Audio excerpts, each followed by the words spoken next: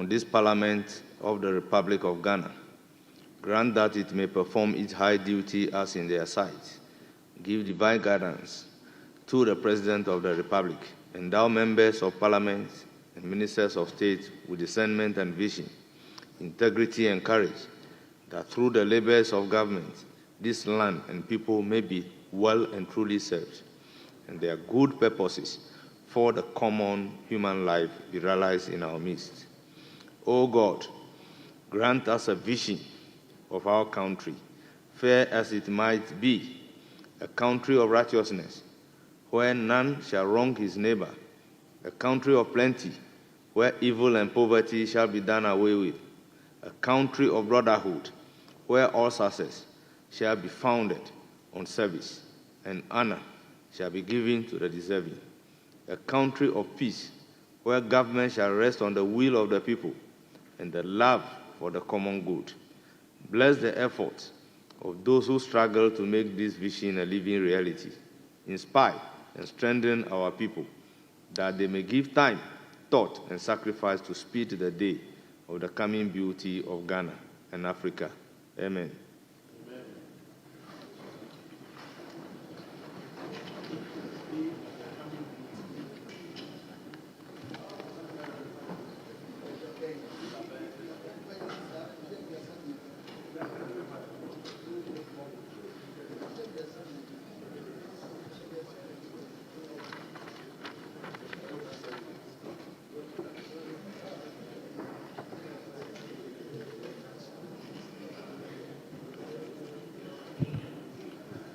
Honourable members, correction of votes and proceeding. Wednesday, 5th February 2025, page 1.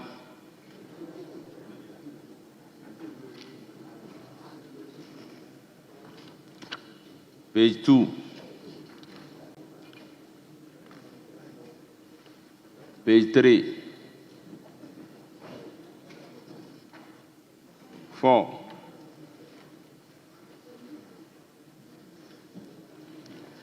5.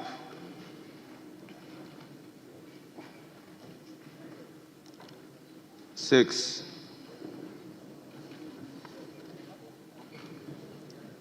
7.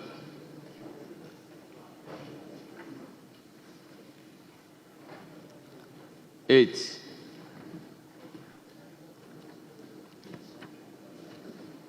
9. And 10. Honourable members, in the absence of any correction, the votes and proceedings of the 12th sitting, dated Wednesday, 5th February 2025, is adopted as the true records of proceedings. Oh, let's see. Sit down.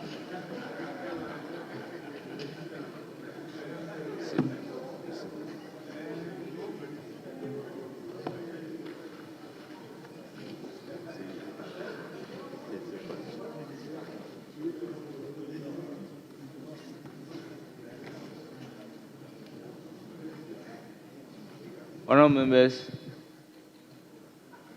on what? On what? On what? Yes.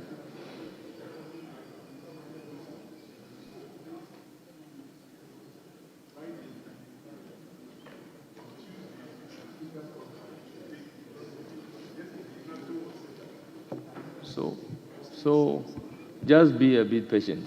That's what exactly we are coming to do.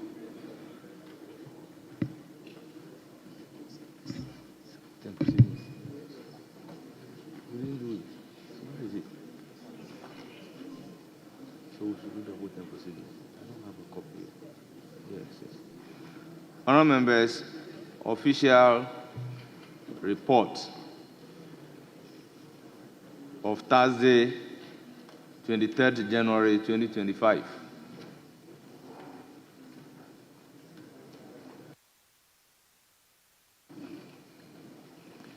Honourable members, corrections.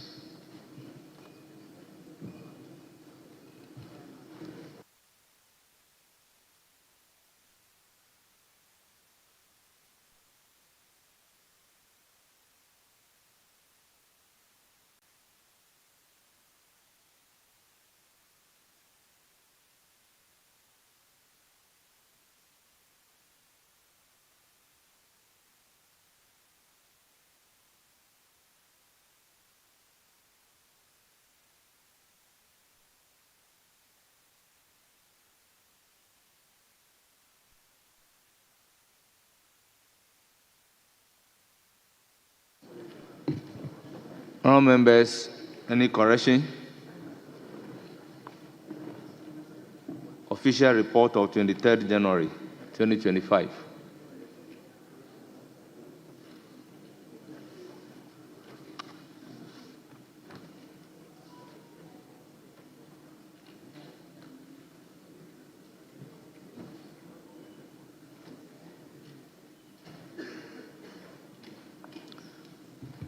Honourable members, Honourable Sandari, you want to make correction?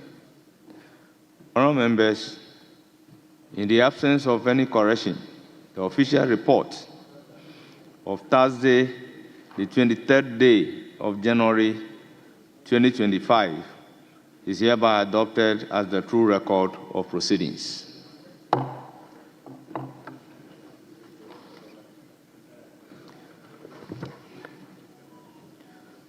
Honourable members, the official report of Thursday, 30th January 2025 is also ready, and I'll open the floor for corrections.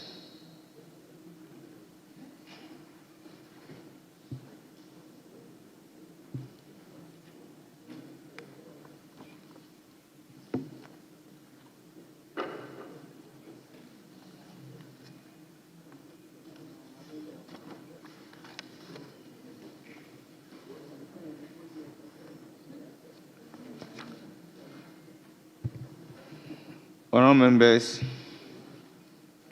in the absence of any correction on the official report of Thursday, the 30th day of January 2025, it is hereby adopted as the true record and proceedings.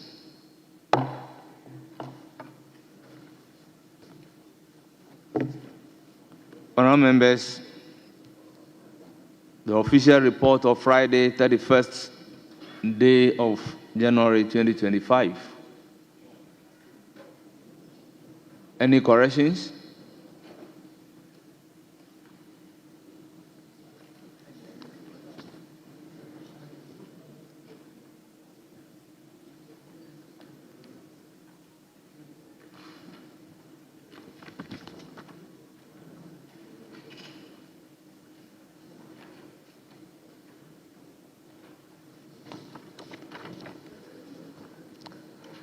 Honourable Chief Whip, are you on your feet to do corrections?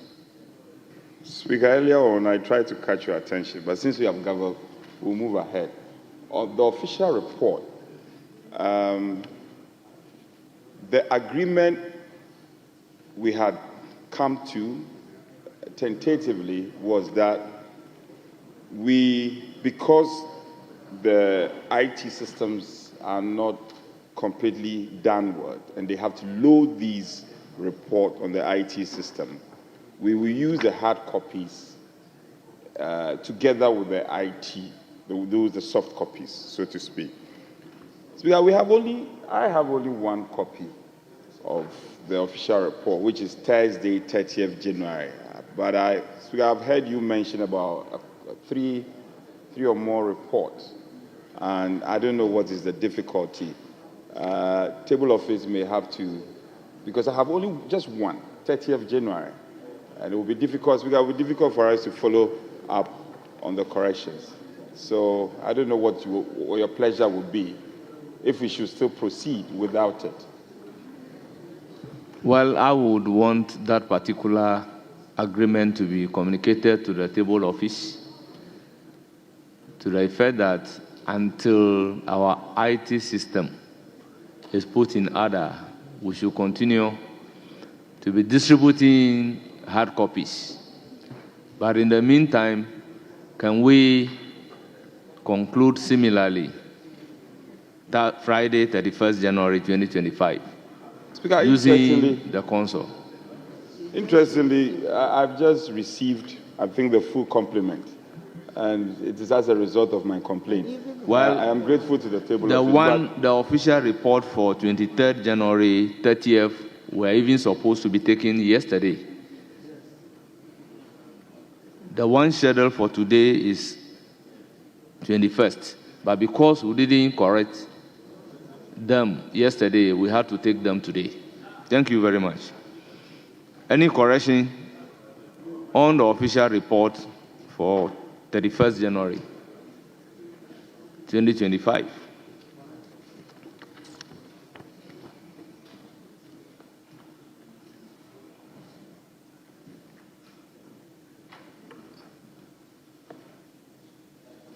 Yes, Honorable Member. Speaker, I thank you, and I wish to invite you to page 1 of the official report and seek your guidance.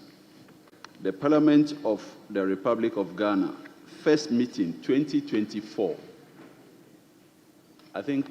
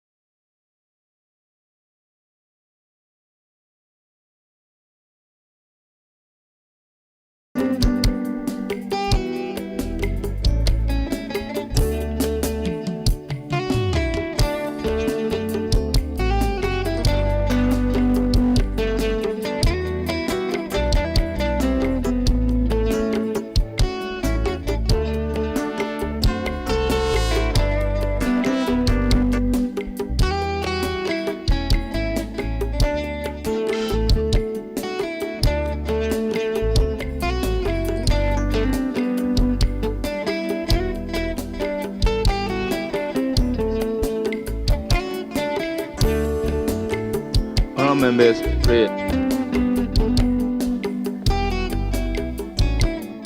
If only our way, pleasure would be. If 23rd January, seek your guidance.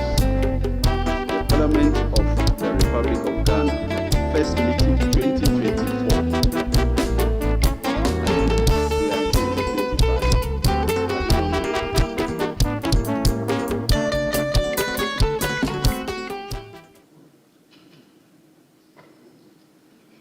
Remember, which column are you referring to? That's the column 1, page 1, column 1. First meeting, the date there is 2024, and I guess it should reflect 2025. Remember, you are right. Table office, take note. Any further correction?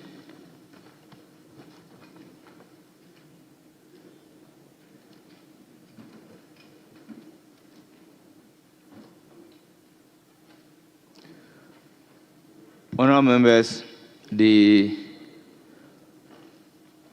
official report of Friday, 31st January 2025, as corrected, represents the true records of proceedings.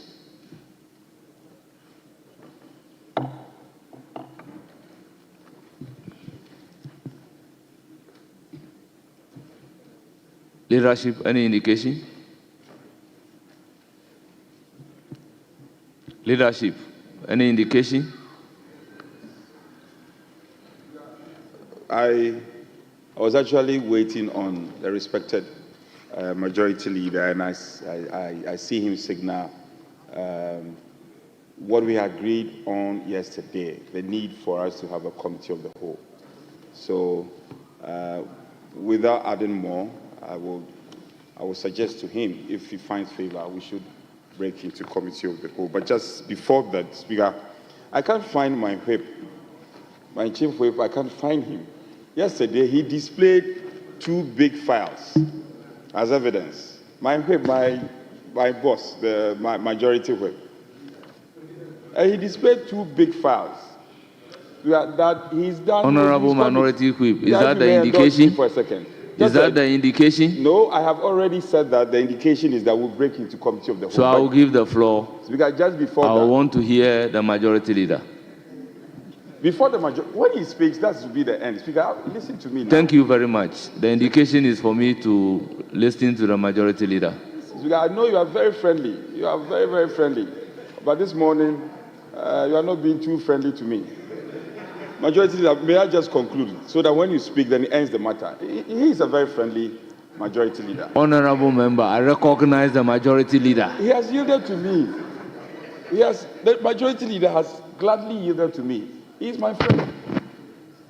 So, Leader, may I?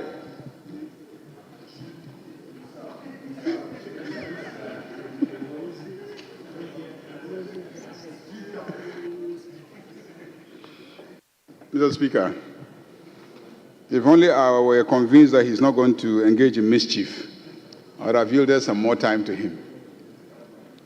You know that the chairman of the Committee of Selection is not in town. That's the Speaker. And so when he returns, we'll meet over the 2 fat files that your counterpart displayed to you yesterday. So do not be in a hurry. We did agree that we'll have a committee of the whole meeting, and so if we could just take a short time to clear the gallery in order to have the committee of the whole meeting. And after that, we can return and take some statements.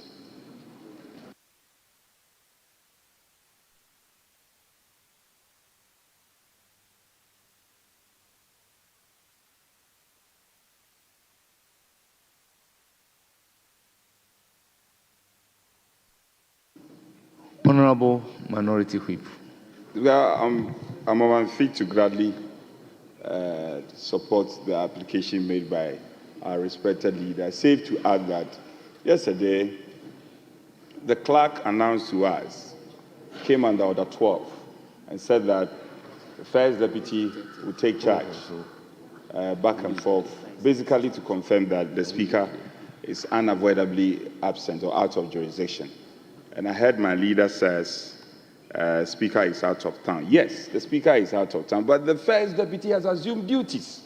And the First Deputy, unless the Majority Leader is challenging the powers of the First Deputy, the First Deputy, Speaker, you have assumed full responsibility.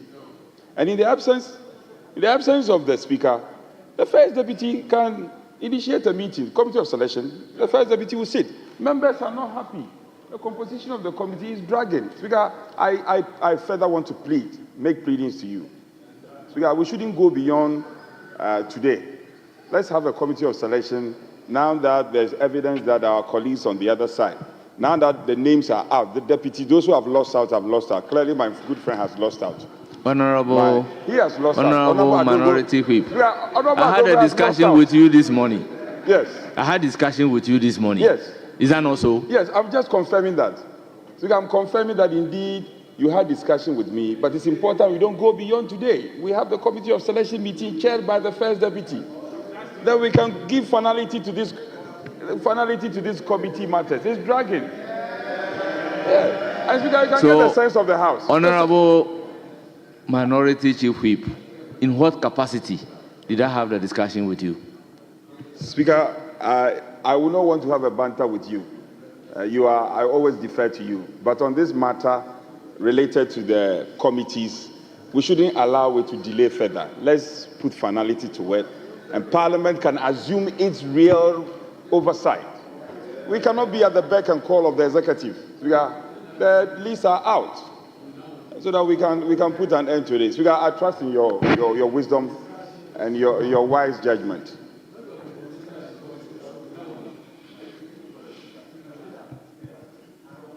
We want to hear your wise counsel.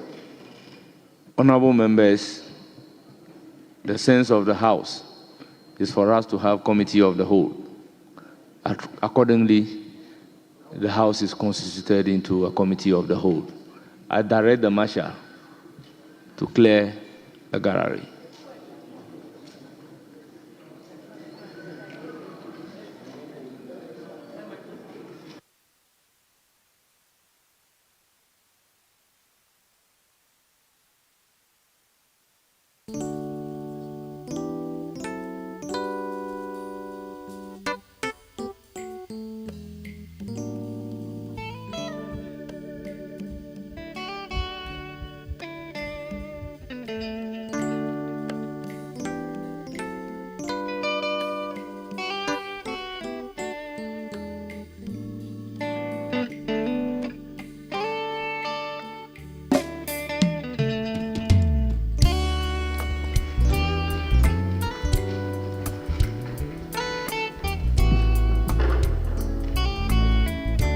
Almighty God, we humbly beseech thee to look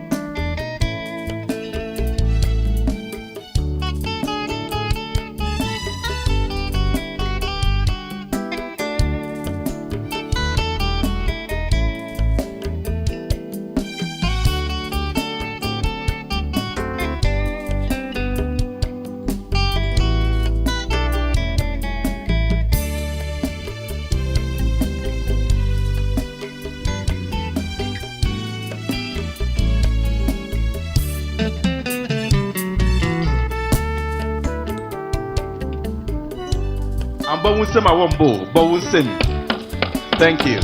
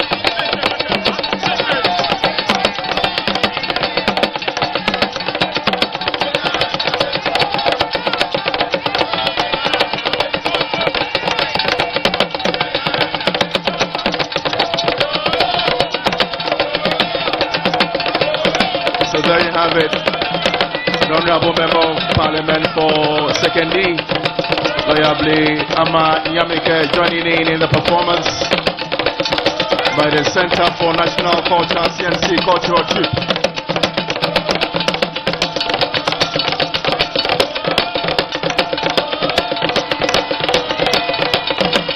And nearby, Sikado, Member of Parliament, Professor Dr. Grace Yen Sudankwa, also joining in the Kundum dance. This is the Kundum dance. Kundum celebrated by the people of Ahanta and Nzima here in the Western region. Thank you very much, CNC Cultural Troop. Yambon Sim Kasim Famon in Simboshaha. Eyo, why say Yambon Sim Mohan? Yambon Sim. No, as a man, them years in Canada, and paying Fupi, Nanda Wabakansa, was secondary Methodist Park, Mama Kwan, Emma Munia, Richard Kekmensa, Ewan. Ya dan wana say nananom culture troop Western region ya ya moya fiododo nananom wan ya fio papa party for anyina wan ya fio papa woman bo say me ya ho ya moya fiododo. Indeed, the best comes from the west.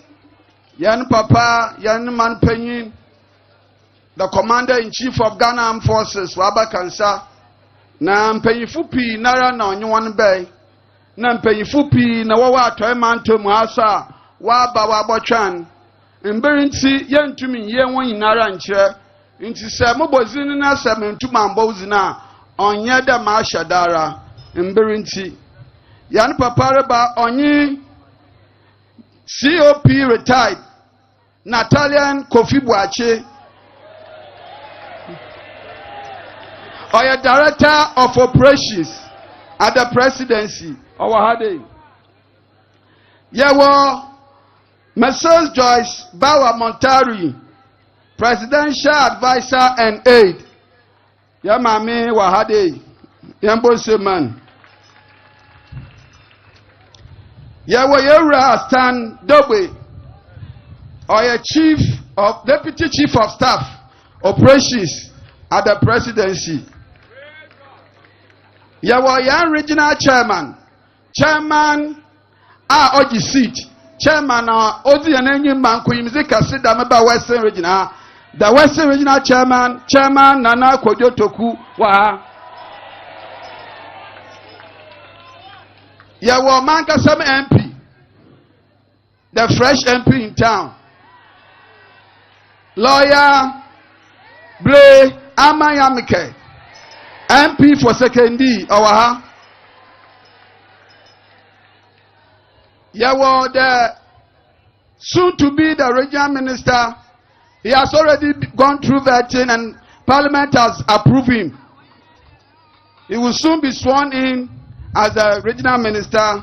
My own brother, Comrade Joseph Nelson.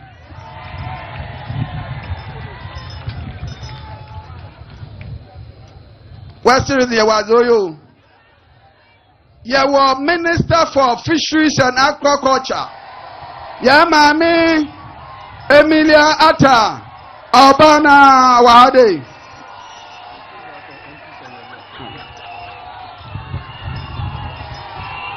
Yawo the action man of the region. Yenya MP for Elembele, Minister for Lands and Natural Resources, Honorable Emmanuel Amakofibua. We have the General Secretary. On your General Secretary, fantastic General Secretary who led us to this Gangantua victory. Honorable Fifi Fiavi Kwete.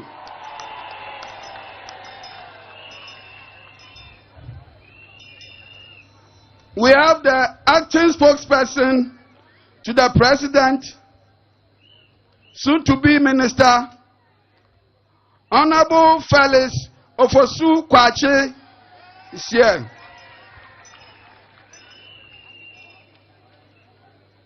We have Dr. Sipa Yankee, former CEO of Ghana Gas, chairman of the NDC Accra Caucus. Owaha Yampapa Sepayanki Wahade.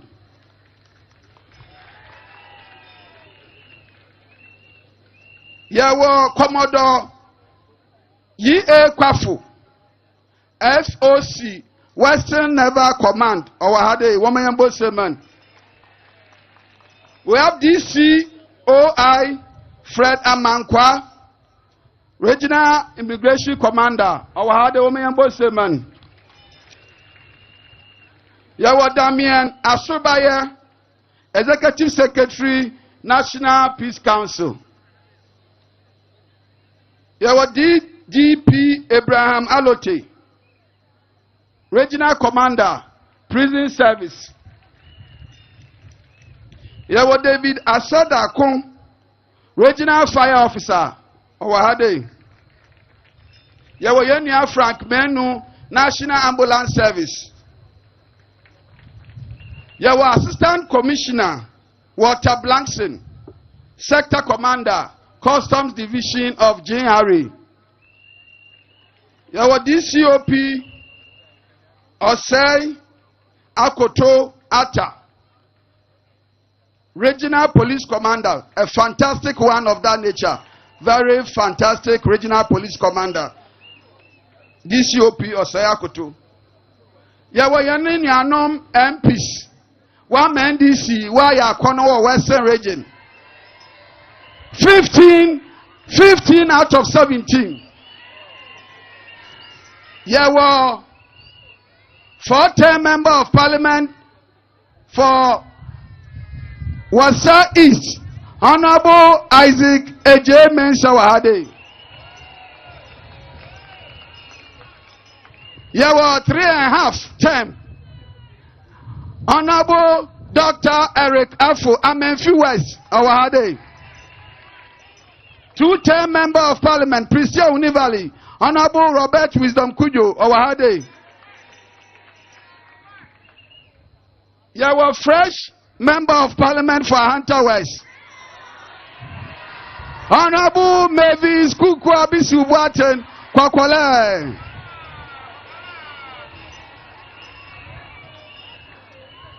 Mami me be introduce in Ghana Foundation na waji nizina aji baby. The MP for Amenfi Central, Madam Joanna Jan Kujo.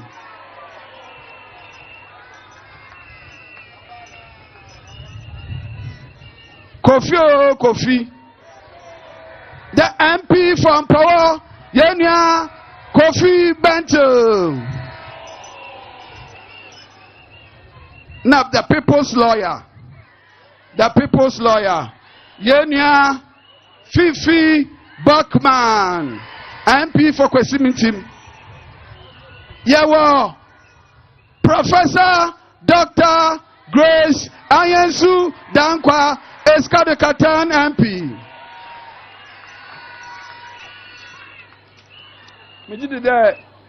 Party regional executives led by the acting regional secretary, the organizer, and the entire regional executive body.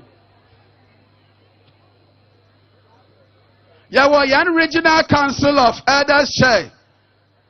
Yan Papa Nanensia Nana Edu Jemfi na Dodo na ya defran Awahade Nana Edu Jemfi Awahade. Onye Regional Council of Elders ni na Dr. Mensa na Yan Papa Rekunumi na Awahade. Ye wiene dama party branch executive so wa ma wan sad na yan hwe wan. One boy said, why are the papa? Constituency executives. Why are the dodo? Yana nanum to them American one wire fuel. Stronko. Na Izina Kakra Wada Mamini. Yawo the Omahin of Escado traditional area. Nana Kwabran Katia. The 5th, Awahade, Wamayambo Seman, Mpapa. Yawo Nana Kwesi Ajiman, Otoda Kuno, Oh yeah, a man of lower disco. Or had a woman boss man. Ya was sabary ma a quo et see auto de bien. Power man wa ha woman boss man. Ya wa will I mean point ye auto de basa. Eastin in Zema, our how woman boss man. Ya wa tatrete.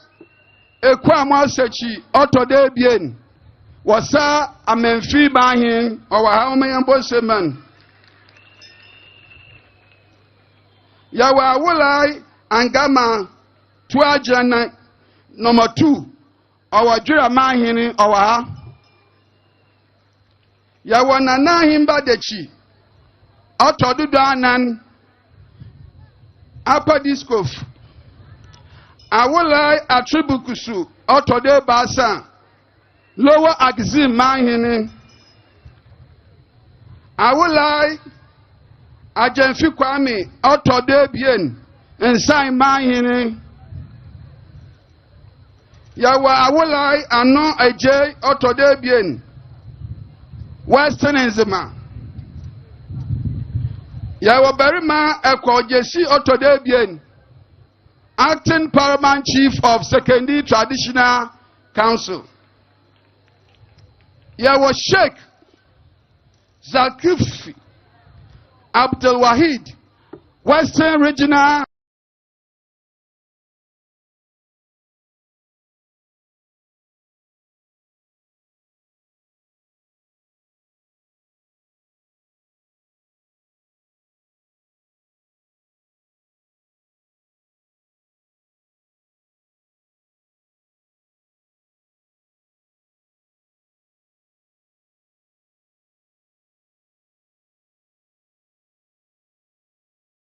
Queen Mother Discof.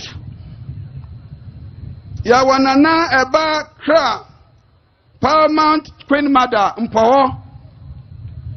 Yawanana Dankwa Autode Basa Paramount Queen Mother Lower Discof. Yawamame Yinba the Queen Mother of Secondary Nana Efwa Hima Awahade Woman Boseman. Ya wanana kone ekuba acting Queen Mother Lower Axim Nana akosua jemfu aba otode bien acting Queen Mother Shama Traditional Council yan muda yan zongo chiefs no so wo ba papa woni mpanyifo kakra waza amam no mebayi wana kire na mezemeka se na abewie ya wo Oma Ismaili Zongo Chief of Shama. Yawa Zakari Gipo. Ekma Zongo Chief. Muhammad Osman. Chief Butcher, Western Region. Said Abdullahi Bari. Chief Fulani, Western Region. Alhaji Muhammad Awal. Chief Kotokoli, Western Region. Yawa Alhaji Shaibu Sule, Dagomba Chief of Takrade and Council of Elders of Zongo Chiefs, one penny. Yawa Malik Yakubu, Eskado Moshi Chief. Yawa Chief Alpha Raji, Yoruba Chief of Western Region. Chief Zongo number 4. Paramount Chief of Western Zongo Chiefs. Yawa Chief Abdul Rahman Salifu. Ufantin Kramofu one hin paying our Western Region. Nana Isa Ayin Kofi Krom Zongo Chief. Alhaji Idrisu Zakari, Secretary to the Western Regional Chief Imam. Kakra Mensa Kenyi, I want to within Oyabwapa. You won't pay Fupi, the Never Western Band. One way if you're dodo. Party Fuina, you don't want to say, about so you may do. Oh, in Sembosha how, Yambon Sem Kasim Fama, Richard Kirkmensa, the impaying far way Shemohan, where you wing in our chair. Dama, yes, in Kanakan, Papa, Nam no doing some yang na yebe Shemoha. Ladies and gentlemen, the President of the Republic, John Dramani Mahama. Now, so happy, Bonsem Kasim Fama Nakwaba. Yakan de Marian.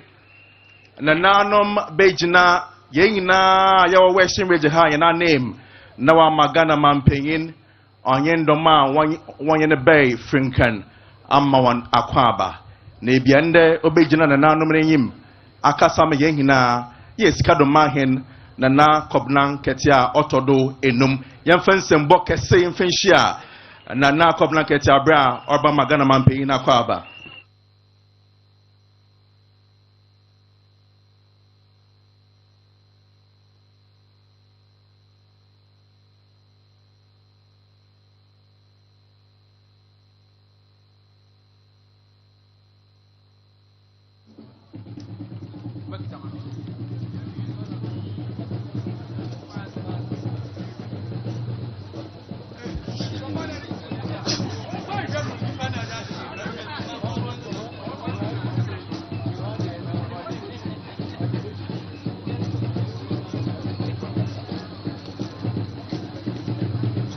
Your Excellency, John Dramani Mahama,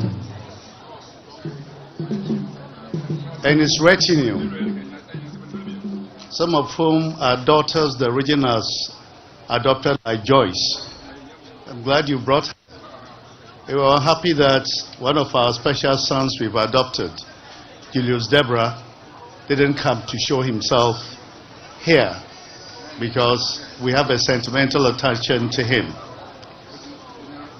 The Regional Security Council and other people here. First, and this is my own, we want to thank the Navy Band for a special rendition of the Ghana anthem, Yedawanase. That anthem gives you the thrill of standing up for Ghana and dying for the country. Asida. We also like to thank most of you here for holding the Ghana flag, because the Ghana flag supersedes all of us, any other flag. And that's the flag that we honor. Your Excellency, on behalf of Nanano, I would say that you have surprised us. In spite of this region's contribution to the wealth and the making of Ghana, we do not usually get priority treatment in national affairs. Therefore, it is quite a huge surprise that following the historic 24th of February visit to the Volta region, you followed up with this particular tour of our region to bolster and reinforce the office of the President and his citizens. That is, to express the unwritten aim of being perceived as the citizen president or the people's president. Mr. President, Yedawase, on behalf of the chiefs and people of the Western region, we extend our deepest gratitude to you for this visit. We are all truly honored to welcome you back to this region, and we thank you. Your presence here today, Mr. Excellency, Mr. President, bond we share, and it reassures us that we are an integral part of the national agenda. Perhaps your promise as the Western Region House of Chiefs to bring us from the periphery into an inclusive nation state is being manifested. Personally, I believe that there's a spiritual reason that your father's name is enshrined at the best Pan-African museum in the world, called Bisa Abrua, which is right here in this city, whose name you heard the linguist say is Akumde. Thank you for being here. We deeply appreciate your presence and the connection. This visit reaffirms the importance of this region and also highlights the value you've placed on our contribution to the country's growth. Interestingly, if we remember a few years ago, during the time that we call it Mahama 1, this is Mahama 2, you surprisingly used Michael Jackson's Heal the World as a theme when you are addressing the United Nations. Perhaps we would want to believe that your presence here in a region that has suffered so much for this country is to tell us that you are the healer president.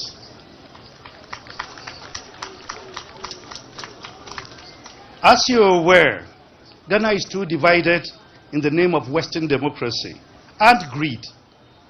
As chiefs and people who are happy about the setting up of the Constitutional Review Committee, we hope we can have a constitution on the thoughts and values of our ancestors that manifest in our African personality, and not a constitution that is often described as a hybrid of French and American. All of us here are Africans. We do not want to be French or be American. We wouldn't be here. Further, Your Excellency, the idea of oral is so laudable and African. Oral should be a guiding spirit in our public service existence. Our current constitution speaks loud of probity, accountability, and transparency. And that is why we are pleased with oral.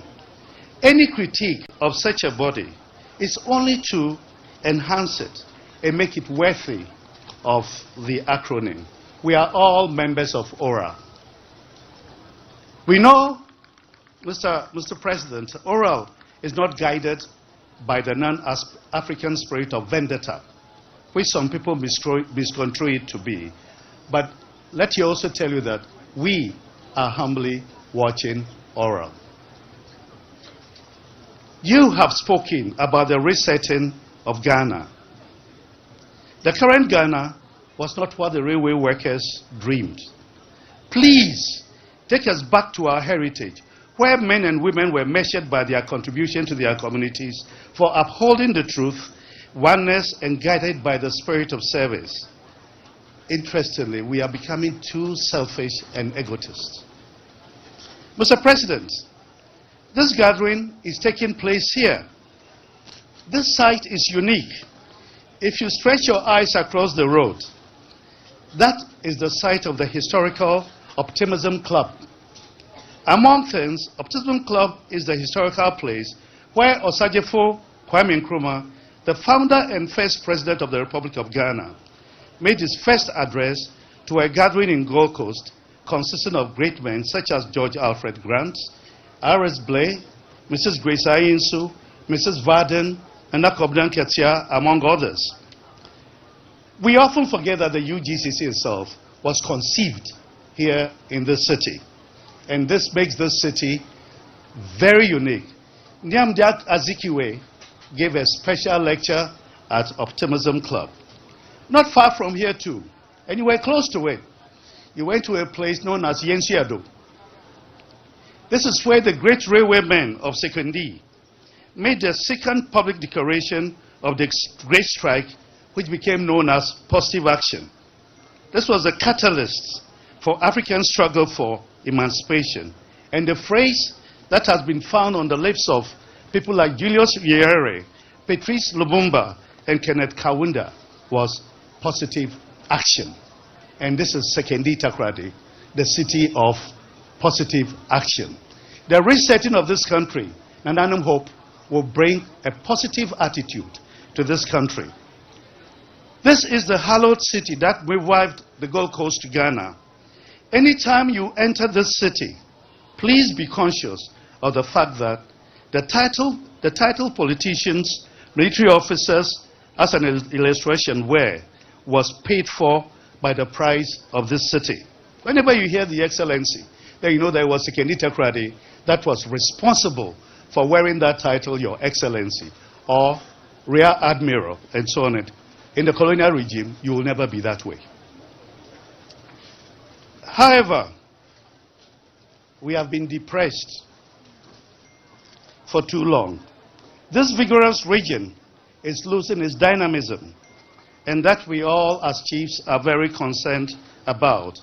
The youth, as you know, votes their hope in the country by walking through the Sahara to go and endure all sorts of hazardous menial conditions and abuse just to make a living for themselves and to send something back to their families. Mr. President, you'll agree with me and with Nananum that this is an indictment on what we have done with our independence and our so-called belief in freedom and justice as a national motto. The struggle which the Western region paid the heaviest price was for freedom and justice. Ghana is yet to manifest that. The Western region is yet to feel that. There's an urgent need to thwart some irresponsible, irredentist feelings in this region. You have the ability to change that. The Nanum are pleased by the fact that you visited the National House of Chiefs to confer with the Standing Committee at the beginning of your tours. Sadly, or regretfully, we must confess, the Western region was not represented in that august national institution, where you made statements about the insecurity and instability of Ghana due to the plethora of chieftaincy disputes. Mr. President, Nananum, on your behalf and the people of the Western region, let us use this forum to render our personal apology to the people for the seemingly perpetuity of infighting or quarrels among the chiefs, the members of the Western Region House of Chiefs. This body is accountable to the people of this region, and it cannot fail in this task. I, on behalf of the chiefs, will not ask for forgiveness, but rather implore the people to keep on pushing us, pressurizing us to ensure that we unite to serve and fulfill our traditional duties and responsibilities. I know you are the healer, President, and perhaps we all appeal to ourselves as chiefs that in 1 month, I assure you, everything will be healed at the House of Chiefs.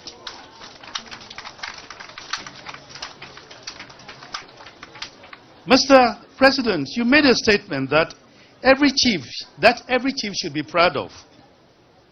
And you said, God should use your life to do something for this country. We all say amen to it, because that is what our institution is about. We are all vessels to be used for the best services to our people and the expression of the values and culture of our ancestors. May God help us all in that. And I hope that all of us can say amen. Amen. Your Excellency, this special visit to the region, as a special region to the House of Chiefs, you were surprised by your knowledge and grasp of the challenges in this region. Please, please, please, do not ever forget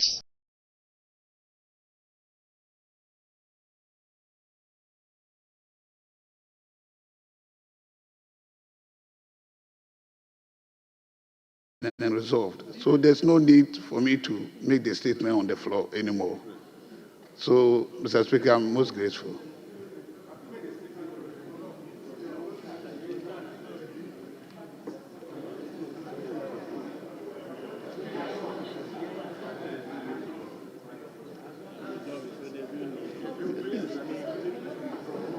Honorable Majority Leader. Honorable Majority Leader. I saw you on your feet.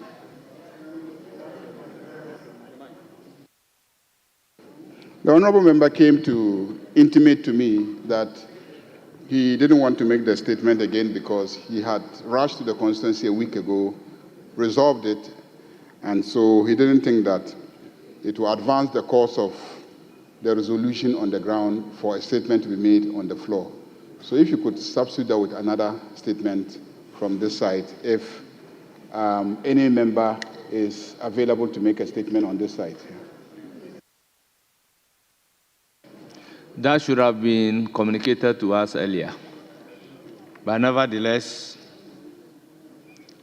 I proceed to give the floor to Honorable Samuel Awuku, MP for Akuapem North Constituency, statement on enhancing lottery proceeds, addressing challenges in Ghana's lottery sector. Honourable Member, you have the floor. Thank you, Right Honourable Speaker.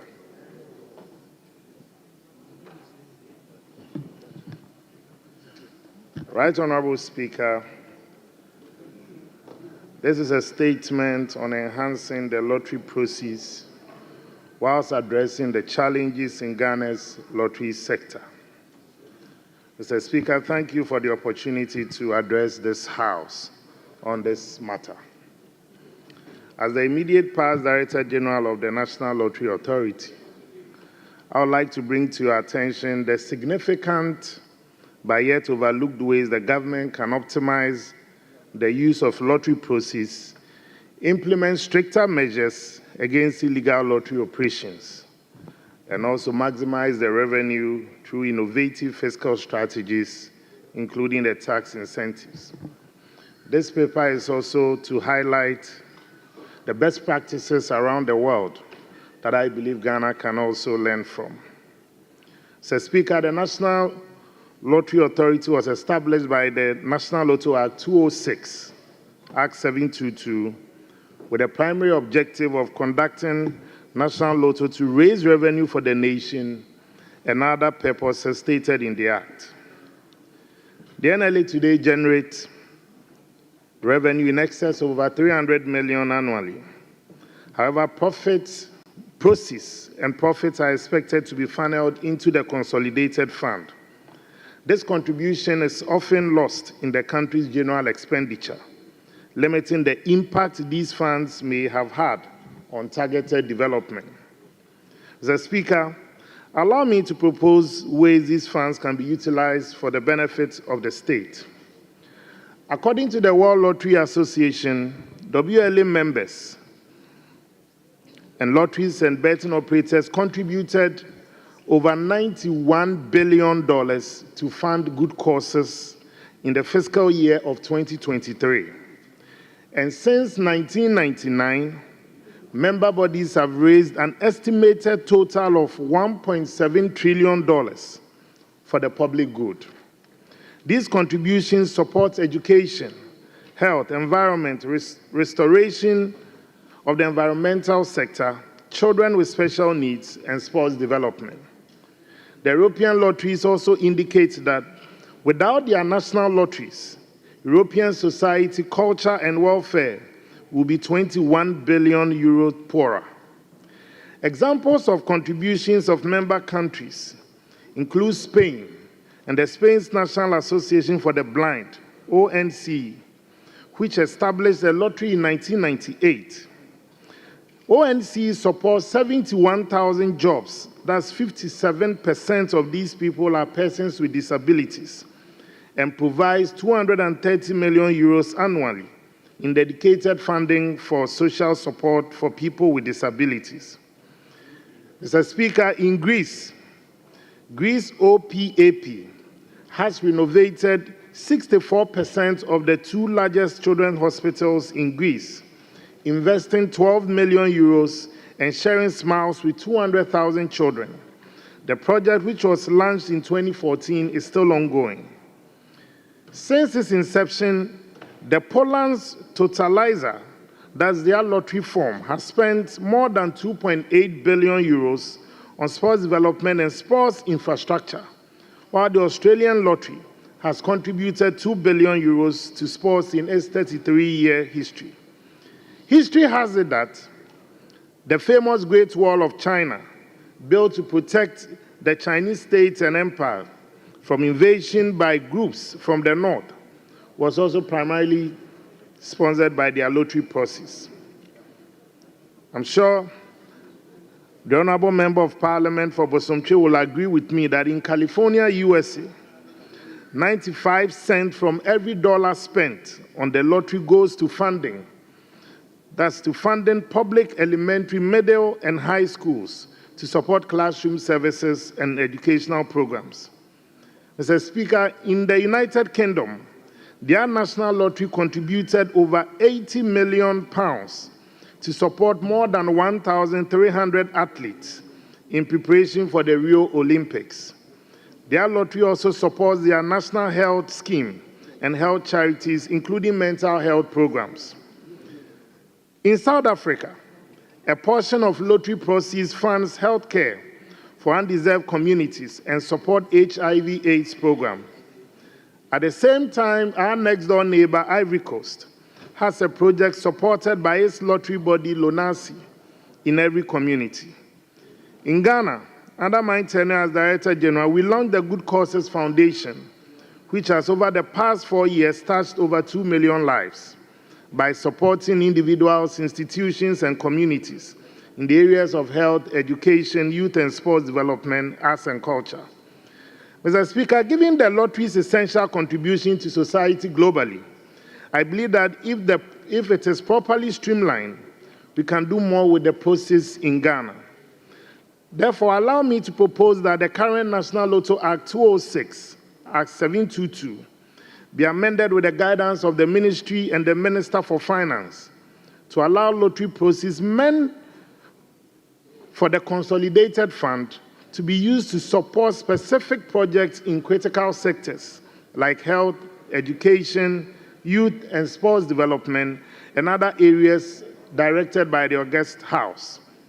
Funds can also be directed towards social interventions for persons with disabilities, elderly citizens, and marginalized communities to improve upon their livelihoods. Mr. Speaker, I also propose that part of the proceeds should also be added to the District Assembly's Common Fund to assist honorable members of Parliament in developing their constituencies. Mr. Speaker, it is essential to demystify the lottery by promoting it not just as a tool for entertainment, but also a significant source of national revenue. We can generate more revenue by implementing transparent processes while educating the public on the social benefits of lottery proceeds. The European lotteries captures it in simple terms, a sustainable model for the benefit of society. Right, Honorable Speaker, I cannot discuss also the operational challenges the NLA faces today without addressing the issue of responsible gaming. That's responsible gaming. Lottery, though a source of revenue for the government, can negatively also impact the lives of people who become addicted to it, particularly the minors who are most vulnerable.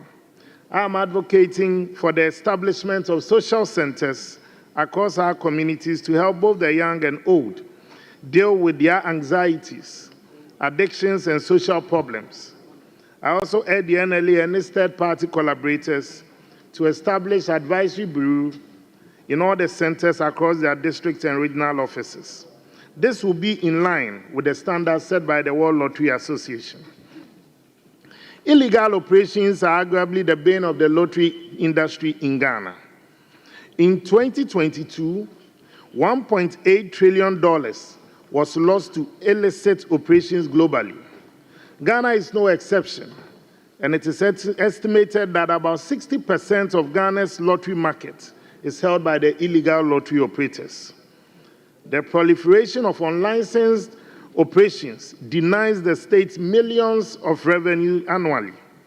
Unfortunately, the NLA Act 722 Section 42 limits the offender's penalties to a fine of no more than 2,500 penalty units or imprisonment for a term of no more than 3 years, or both.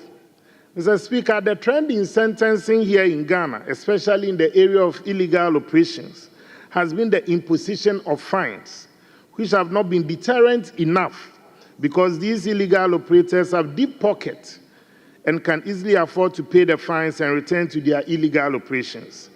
I therefore urge this House to consider amending the current National Lotto Act 722 to impose stricter punishment, including higher fines and longer jail terms, as it is done in Ivory Coast and elsewhere. This would deter these illegal operators from also continuing with that journey. Further, their assets acquired through unlawful lottery activities should be forfeited to the NLA for operational activities. According to an article from the World Folio, governments realize that if you try to block gaming, people are going to play or gamble anyway, with a high probability that they will play within unregulated or illegal sites, where the player is not protected. The argument is, if you want to control online gambling, even land-based gambling, you need to regulate it well, and then you also have to manage to control and protect consumers and prevent organized crime and money laundering. Mr. Speaker, online gambling is Malta's second biggest contributor to their GDP, with more than 12% of its annual income through their online gaming services. I'm confident that Ghana can make such gains if the illegal lottery space is appropriately controlled. On the issue of tax incentives, many companies in Ghana receive tax incentives on terms that call for members of both sides of the House and the public to raise legitimate questions about these tax incentives. I am calling for a clear-cut policy to stimulate tangible growth in the lottery industry through tax incentives. And these incentives will stimulate growth, improve efficiency in the lottery industry, and encourage illegally operated companies to register with the NLA so that the state can take advantage of its benefit. To an extent, this will help the NLA address the issue of illegal operations that have taken 60% of their lottery market in Ghana. Additionally, these measures will encourage compliance and discourage underreporting. Should the issue of illegal operators and inefficiency be resolved, the NLA could be raking in an additional 600 million cedis annually. In conclusion, Mr. Speaker, Ghana will benefit immensely if we reform the management of lottery proceeds here in our country and strengthen regulations against illegal operations and implement strategic incentives for the sector. These measures will not only boost revenue, but also ensure that the lottery proceeds serve their intended purpose, improving the lives of Ghanaians. Let us take this opportunity to also enact the necessary reforms that will leave a lasting impact on our society. Thank you, Right Honorable Speaker. Thank you. Thank you very much, honorable members. I will therefore open the floor to take contributions. Subject to Order 93.5. So, Honorable Roxanne Nelson Eche Dapamoko, the majority whip. Speaker, thank you. Speaker, just for clarity, because of the number of statements we have, I want to pray you to, my brother, if we can take 2-2. And also to limit the duration so that members can make their comments in a matter of 5 minutes. Okay, yes, 5 minutes, yes. Thank you very much. Honorable member, you have the floor, 5 minutes. Mr. Speaker, I'm extremely grateful for this opportunity. And I want to commend Honorable Samuel Euku for this very insightful statement. Indeed, Mr. Speaker, lottery is a received learning, a learning that we received from Malta about 62 years ago when the then finance minister of this country visited that country and discovered the usefulness of lottery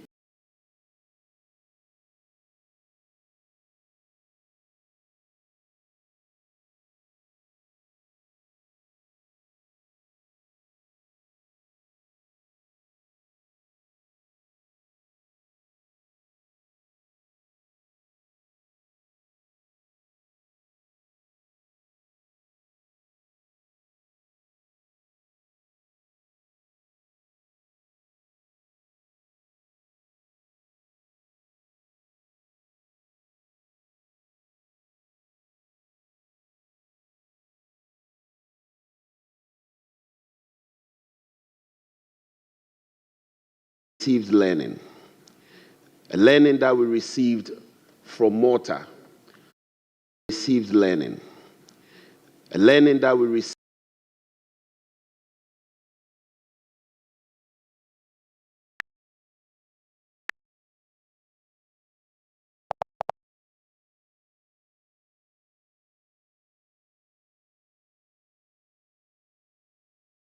That is why we need to address all the issues that he's raising. Mr. Speaker, in his statement, he highlighted how external or foreign countries have resolved this problem. Given that lottery itself is a foreign learning, I do not think we should shy from borrowing these foreign experiences to resolve the challenges that are inherent in its practices in the Republic of Ghana. Mr. Speaker, where I would encourage us to give a very thoughtful consideration is the fact that we should be identifying sectors where the funds can be applied. However, in doing so, we have to consider whether or not there's the physical space for it, given that most of the revenues of this country are tied to sector and sector-specific. And so, therefore, Mr. Speaker, we need to commend the honourable member for such an insightful statement. Thank you very much. Thank you, honourable member. Honourable member, you have the floor. Thank you very much, Mr. Speaker. Please mention your consistency so that our time will be used to it. I'm Iman Obuam, Pro-East constituency. Thank you. I would want to comment briefly about what the statement made by our honourable member, and it's such an intriguing one. And I want to seize this opportunity to tell our colleagues and the House that this statement, if we look into it, will go a long way to help us bridge most of the financial gaps we have in the economy. I want to focus on a few of the challenges he mentioned, and I think it is something we have to look at it critically. Mr. Speaker, it will interest you to know that out of the many operators of lottery, there are other ones who are operating without being registered, and that is why we spoke about illegal operators. These people happen to do the tabletop one, as we call it, banker to banker. It will also interest you to know that most of the people who do this are unable to account to government because it doesn't come through what we know to be the procedure or the normal way of accounting their revenue. So once anybody who operates is registered, you are able to get an operating license, and that license helps you to go digital. So most of the operators are using the POS. And the POS, it is easier to account for the process you have, upon which you also pay your taxes to government. Yesterday, we belabored a point on using technology to solve the gap in generating revenue for government. Mr. Speaker, this issue, as we spoke about yesterday, has manifested today again. The the countries that have been successful in this did not go using lottery as the only means of doing that, but they employ technology to make sure they increase revenue from operators. It will interest you, as I said earlier, to know that most of the people, when you go to the villages, when you go to areas where they think they are too far to be scouted and then exposed, they do not go through the normal use of this POS. And this is something, as a house, we should take it upon ourselves to consider much, because lottery is another room to generate so much money for us. So I would want to seize this opportunity to thank the honourable member for having brought to light this issue. And I believe, as a house, we should take a closer look at it because it will help us increase the revenue base for government. Thank you very much, Mr. Speaker. Thank you. The honourable member. Thank you very much, Mr. Speaker. Thank you for the opportunity to add my voice to the statement made by the Honourable Samia Oku, who happened to be a former Director General of the National Lotteries. Mr. Speaker, listening to the maker of the statement, it is obvious that lottery, if it is properly managed and properly targeted, this country will stand to benefit more than we are benefiting now. We live in a country where soccer is something that is dear to our hearts. Almost every Ghanaian loves soccer. And if you listen to his statement, countries have applied millions of dollars to improve on soccer in their various countries. If we are able to do that, target revenue from lottery to soccer, I believe that we can improve our soccer. Black Stars will make us happy. We also can create employment for the teaming youth. As Deputy Minister for Defense, Mr. Speaker, there were a number of times I went to see my brother, Honorable Samia Uku, to assist the Ghana Armed Forces. In fact, most of the times they gave some assistance to the Veterans Association of the Ghana Armed Forces. But Mr. Speaker, how much was given to VAG was at the discretion of the Director General. If we are to streamline and know exactly how much is supposed to go where, I believe that that will go a long way to help us. It is sad, Mr. Speaker, that we live in a country where if I sit here as a member of parliament, at the end of the day, when I work and I make something, I pay taxes. However, in this country, betting tax is introduced. Yet, when people are made to pay taxes on the earnings of playing the game, it is seen as an offense. Sadly enough, we in this House have been able to politicize this issue. I think this will not augur well for the revenue we are looking for to develop our country. If people earn, they must learn to pay taxes on their earnings. It's very important. If we fail to do that, then how do we get the revenue from such earnings to develop our nation? He made mention of people who have deep pockets, and so whenever they engage in illegality in operating this lottery system, the only punishment that is meted out to them is just a simple fine. If I have a deep pocket and I am only fined, Mr. Speaker, I can easily pay. The next day, I'll be back in business. We must have stricter punishment for such people so that this country, in the long run, can make the money that we so need to develop our country. I believe that if we are able to do, we will develop the country, we will create employment, and Ghana, at the end of the day, will be better for all. Thank you very much, Mr. Speaker, for the opportunity to add my voice. Thank you, Honourable Member.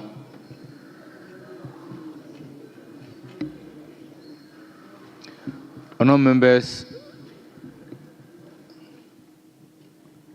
Honourable Joseph Kuma. Thank you, Mr. Speaker, for the opportunity to give a bite to this statement. Mr. Speaker, much as we are talking about the revenue that we generate from lottery, people stake, they contribute income. So if we are talking of taxing them from their earning, wouldn't that be double taxation? Mr. Speaker, we are encouraging people to stake the lottery, and that is enough at that point to encourage them to stake. But if we want to concentrate on taxing them from the earnings, we are just indirectly discouraging them from doing the staking. And this is where some of us think that if a policy is coming out that we should stop taxing the lottery, then we are rather helping them, encourage them to do more staking for the nation to have money. Much as I'm saying this, Mr. Speaker, I side with him for the various support lottery gives to the various civil society organizations, especially when we talk of the fiscally challenged, getting it as a source of income to support our various health facilities and other development. Fair, very good enough. It's a very good thing. The maker of the statement started that Ghanaian lottery, they say, support the system with almost 300 million. I am not to ask a question within this. He is just from the system there. I don't know if all that money is normally paid into the consolidated account before it is utilized, so that that figure, we can be sure of it in future. After this, I would like to meet him to be sure of the figure that is normally paid into the consolidated account. I thank you for that opportunity. Thank you very much. Leadership.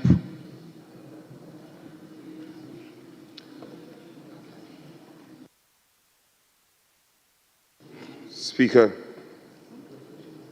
let me start off by commending the maker of the statement, who was the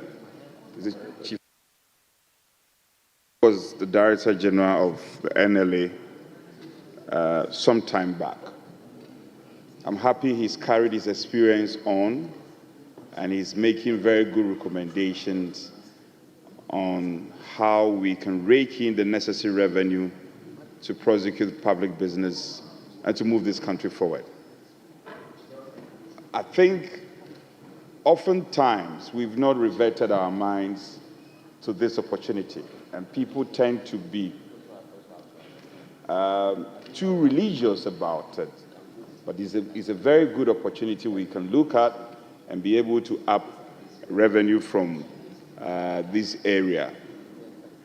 I think, Speaker, in this House, we've had occasions where such important statements are read, and we are unable to follow through to its logical conclusion. I think this is an important statement. We can't just comment about it and just let go. And particularly to the fact that it was going to help the country's raising of IGF revenue that we can raise to help the government to prosecute all the good things you have promised. So to that end, Speaker, I would pray you to make some consequential directive relative to the statement our colleague made, for us to pry further into it and appropriate it in a manner that can add on to the revenue that we can generate as a nation. I once again want to commend the Honorable Sami Oku for the good statement put out, and to again pray you to ensure that we get to the bottom of it. Speaker, I want to suggest, if pending the formation of our committees, pending, I'm choosing my words carefully, pending the formation of our committees, if it finds favor with you, this may have to be looked at either by the Finance Committee or the Budget Committee or any other committee, Speaker, you deem appropriate. It's an important matter, especially when it goes to the core of issues of revenue generation. Speaker, revenue generation has been a problem for this country for a very long time, and it's often been said that we overtax the formal sector. We overtax the formal sector, and experts have said that is a lazy way of raising revenue to prosecute public agenda and public business. So this might also be one of the opportunities that we can look at how we can up our revenue. So Speaker, I will humbly conclude and suggest that you make some directives so that we don't leave this statement only with the commentaries, but then it will ultimately lead to something significant in terms of revenue generation of this country. I thank you, Speaker, for recognizing me. Majority Chief Whip. Speaker, thank you for the opportunity to make some comments in respect of the statement ably made by the Honorable Samuel Oku. Mr. Speaker, indeed, in addition to the orthodox lottery system that we know, the online lottery system is fast catching up with the people who patronize it. And Mr. Speaker, he was able to give some statistics to back the essence of making the statement on the floor. And indeed, it's founded. We are a government seeking to enlarge our revenue sources. And the online is a very veritable one. Indeed, if you take Kenya, for instance, it's projected that this year, the online lottery system alone will give them about $5 million. Alone, the online. In Tanzania, in 2022, they got as much as 96 billion shillings paid to the government by the Tanzania Gaming Commission. Very, very remarkable source of revenue generation.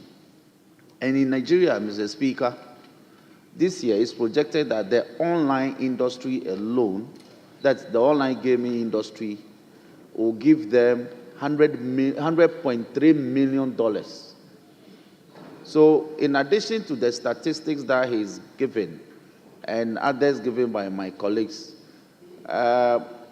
the indicators from Nigeria, Tanzania, and Kenya clearly point to the fact that it is an area that we should be paying attention to by way of revenue generation. So I agree with my colleague, the Minority Chief Whip, that maybe as a House, we should refer this to appropriate committee to look at looking into it and advising the House in a small report so that the agencies, when they appear before us, in addition to exercising oversight, Mr. Speaker, you know that we also offer some performance enhancement indicators, so we can direct them as to where they should look to. So with these words, Mr. Speaker, I thank you for the opportunity to make my comments in support of the statement. Thank you.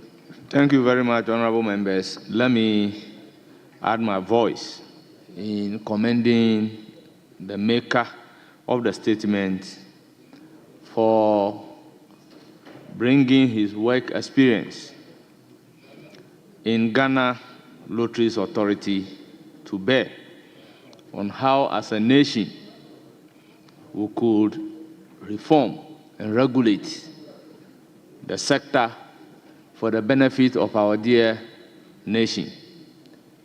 Honourable members, the statement touches on strategic use of lottery proceeds, protecting minors and fighting addiction to staking lotto, activities of illegal lotto operators, and issues relating to tax. Honourable members, I will urge upon the Ministry of Finance and the National Lotteries Authority to collaborate in promoting responsible lottery practices and researching into innovative and responsible lottery products which will enhance the industry's contribution to Ghana's economy. Once again, I thank the maker of the statement. Honourable members, I proceed to take the second statement, standing in the name of Muhammad Bawa Brahma, Member of Parliament for Ejura Sechere Odumasi constituency, on the destruction of Ejura Police Station by rampaging youth on the 11th January 2025.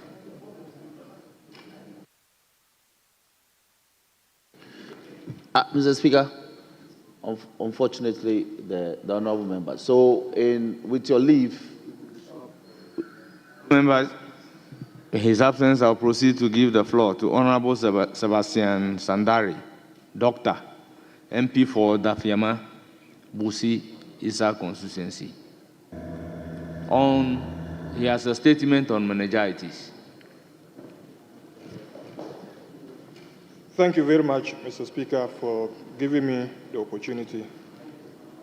Mr. Speaker, meningitis remains a significant public health concern in Ghana, particularly in the northern regions where periodic outbreaks occur.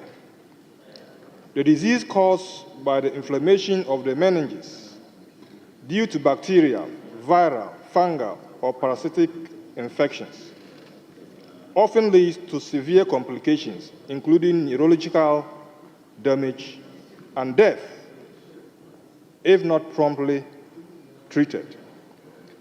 The northern part of Ghana is located within the African meningitis belt, which stretches from Senegal to Ethiopia, making it highly susceptible to recurrent epidemics. The disease is characterized by sudden onset of fever, headache, stiff neck, nausea, vomiting, and in severe cases, seizures and coma. Despite efforts to control and prevent outbreaks, meningitis continues to pose a major health threat, especially in rural communities where healthcare access is limited. Mr. Speaker, several factors contribute to the spread of meningitis in Ghana, making the disease difficult to control in certain regions. Some of these factors include climatic conditions. Meningitis outbreaks are more frequent during the dry harmattan season, that is November to April, when dust, low humidity, and strong winds irritate the respiratory tract, making it easier for bacteria to invade the bloodstream and reach the meninges. Overcrowding. High population density in schools, prisons, refugee camps, and poorly ventilated homes facilitates the transmission of meningitis as the disease is spread through the respiratory tract. Poor healthcare access. Many rural communities lack adequate healthcare infrastructure, making early detection and treatment of meningitis cases difficult. Delayed medical intervention increases mortality rates. Socioeconomic conditions. Malnutrition, poverty, and inadequate sanitation weaken individuals' immune systems, increasing susceptibility to infections. Poor hygiene and lack of clean water also contribute to the spread of meningitis. Others include limited vaccine coverage, cross-border movement. Ghana shares borders with Burkina Faso, Togo, and Cote d'Ivoire, all of which experience periodic meningitis outbreaks.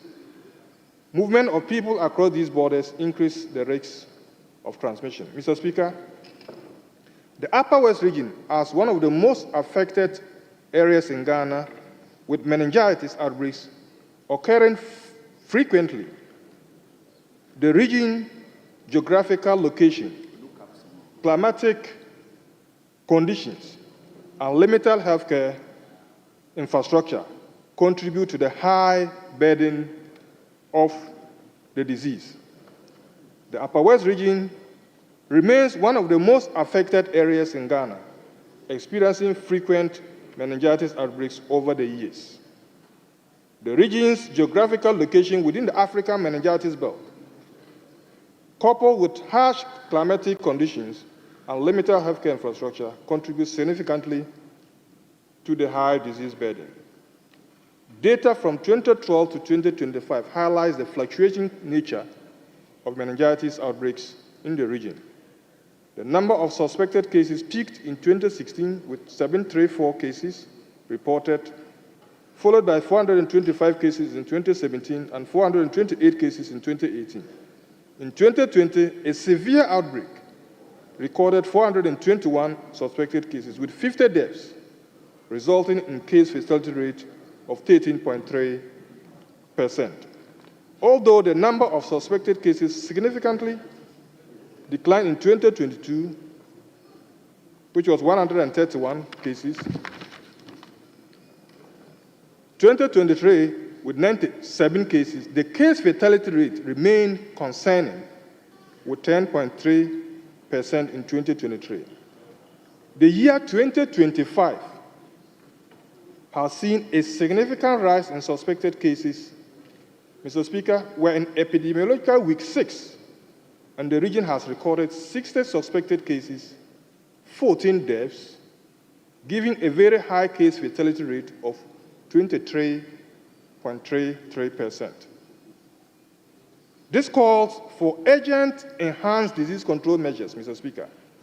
I therefore appeal to the government, the Ministry of Health, the WHO, UNICEF, and other stakeholders to mobilize technical, financial, and logistical support as a matter of urgency to enable the region to control and prevent the outbreak. Mr. Speaker, meningitis outbreaks in Ghana often result in high mortality rates due to several key factors, including delayed health-seeking behavior, emergence of new serotypes, shortage of essential medicines, limited laboratory capacity, and overburdened health staff due to inadequate distribution of health workers across the country, especially in the Upper West region.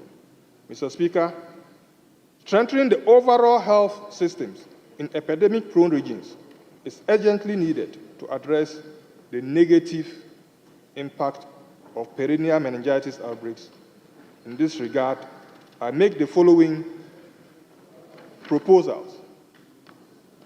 There should be meningitis outbreak preparedness. The Ministry of Health should identify innovative ways of ensuring equitable distribution of health workers and other resources.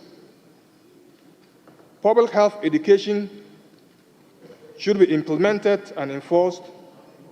Improve healthcare infrastructure to enhance the case management. Investment in healthcare facilities, laboratory diagnosis, and the training of healthcare workers should be prioritized. There should be cross-border collaboration with other countries.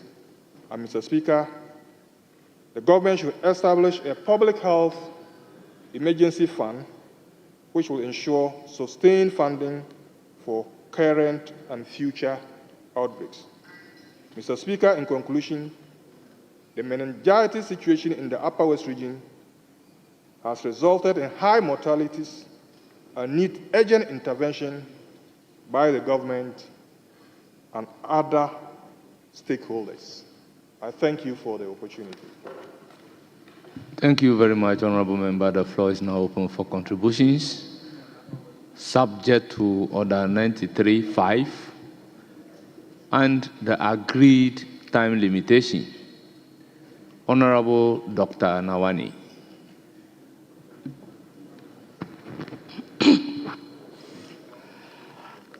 Thank you, Mr. Speaker, for the opportunity to contribute on this very, very important statement.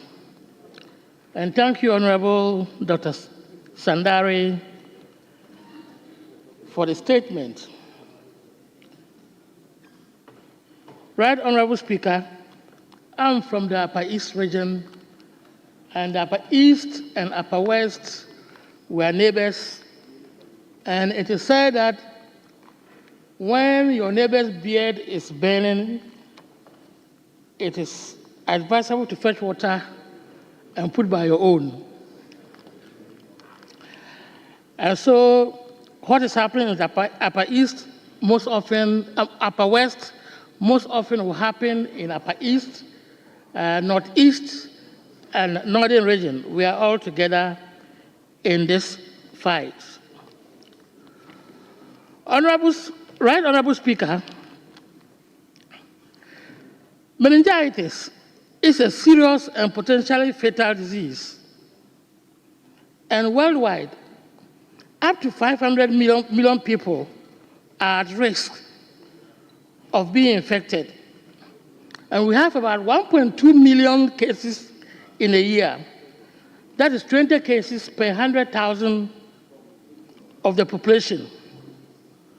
And indeed, this sickness can cause severe brain damage. Mr. Speaker, if you go to the first paragraph of the statement, and I quote, "The disease is characterized by a sudden onset of fever, headache, nausea, vomiting, and later stiff neck, and in severe cases, seizure and coma." In other words, the disease starts like any other febrile illness. And when you come to the hospital, you can be mistaken for malaria, you can be mistaken for typhoid, and usually the patients don't want even to stay. When you ask them to stay at the hospital, they don't want to stay. They want to go home. And then they come with late presentation. So I would advise practitioners that whenever you meet such cases, please try to detain the patient, because by evening time, other symptoms will come and join, like the neck stiffness, the seizures, the coma. They will come later or in 24 hours' time. So that if you don't detain the patient, some of them will go to the house and will not come back to you. They will say that we went to the hospital, and even with that, the situation is very, very bad. Now, in the management of these cases, the problem we have, that is as a nation or even the world, is that we produce vaccines to treat or to prevent the cases. But the bacteria continue to change its nature. That is what we call the new serotypes that come up. And those serotypes do not respond to the vaccine that was previously used. So in 1 or 2 years, they'll produce a vaccine, it will work for some time, then new serotypes will come, then it will not work. And so, for so long, we'll continue to talk of outbreaks, and we'll continue to have outbreaks. And so we should take notice of it. Now, the infectivity and severity depends on the socio-economic conditions. In other words, malnutrition, poverty, poor hygiene, and even poor accommodation are factors that leads to an exacerbation of the cause. You know, if you go to our old settlements, and should I put into brackets the Zongo, where we build our houses in different directions, the windows are very small, no ventilation or poor ventilation, you have this case spreading very, very fast. And so we should advise ourselves about how we build our houses and how we plan our settlements. The other issue at hand is the late reporting at the hospitals by patients. And just like I've said earlier, most of the patients do not report early. They sit down in the house and carry out self-medication. But even when they have reported at the hospital, sometimes, let me confess, that we spend so much time trying to diagnose the disease. Go to the lab, do that. Before we know, there are complications. But from the clinical symptoms or signs, like the meningitis, like neck stiffness, like seizures, like the coma, especially the neck stiffness, when it comes with vomiting and headache, then my good friend practitioner, you better start the treatment of meningitis. And the drugs are quite effective. Another problem that we face as a nation is that most of the patients, even after you've started the treatment, they say they cannot afford the medications. So I'm calling on the government of the day that whenever we suspect that there is an outbreak of meningitis, we should declare free treatment for such patients. We should just declare free treatment and treat them as such. The last but not the least is my advice to parents. This sickness affects a lot of children. And most of you have children or you've had neighbors who say that I have 3 children, 2 of them are very, very good at school, but one of them, he's very, very bad. He even sometimes wants to beat me. His behavior is not normal. Please check back and see whether in his childhood he did not encounter this meningitis. And so the complications are hearing loss, the seizures, and learning difficulties. Thank you, Mr. Speaker, for the opportunity. Thank you.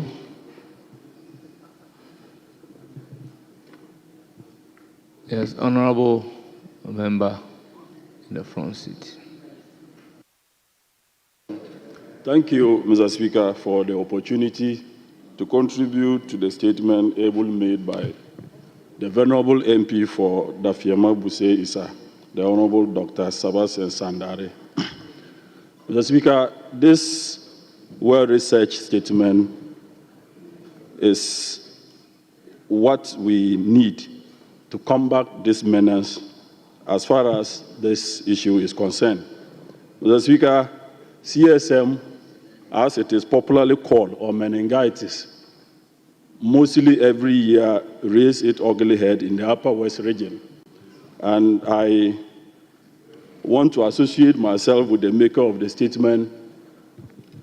Particularly, I'm worried about the overpopulated our senior high schools.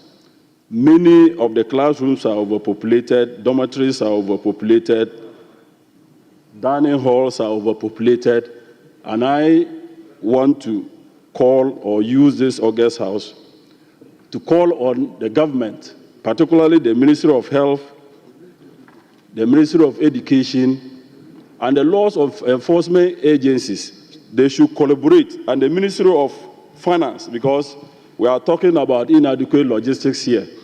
So I think that these agencies should collaborate so that we can get the necessary logistics to combat this menace so that it doesn't raise its ugly head in the Upper West region. Mr. Speaker, I was a district chief executive for the Jirapa constituency in the year 2015-2016 when there was a meningitis outbreak in the district. I was told that the virus keep on changing. You hear of CSM today, then another year is a different CSM. So the WHO that is responsible for manufacturing the vaccines usually do not manufacture the vaccines down. So I'm sure the current one that is in the Upper West region, there is actually no vaccine for it because they will have to know which type of CSM or meningitis it is before they go to start to produce the vaccine and now to airlift it to the region in order to, give it out to the victims. Mr. Speaker, I want to also say that the security agencies need to also be empowered or provided with the necessary logistics so that they can do surveillance within the border regions. Because we share border with Côte d'Ivoire and other places.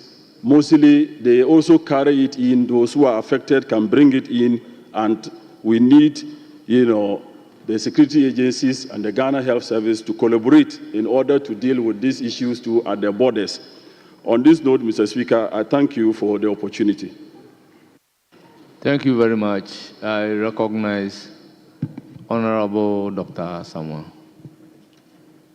Thank you, Mr. Speaker, and thanks to the maker of the statement regarding meningitis.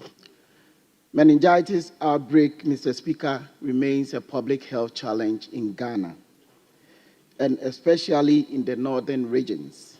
And this region lies in what we call the meningitis belt, and it covers almost 25 countries in Africa, and it's looking about almost 450 million people that can be affected.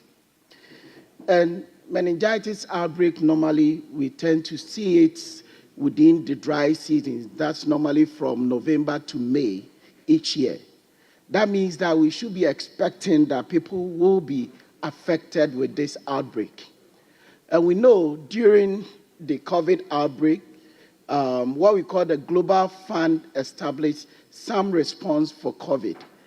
And as a country that we know will be experiencing this meningitis outbreak, we can establish a response so that we get ourselves ready. We don't get to wait till there's an outbreak.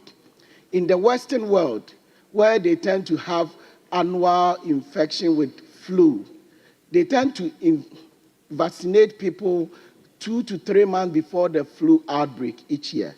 So we as a country can also establish a response so we don't wait till the outbreak before we start talking about. By a month or two before the expected outbreak, we can kick in our response system.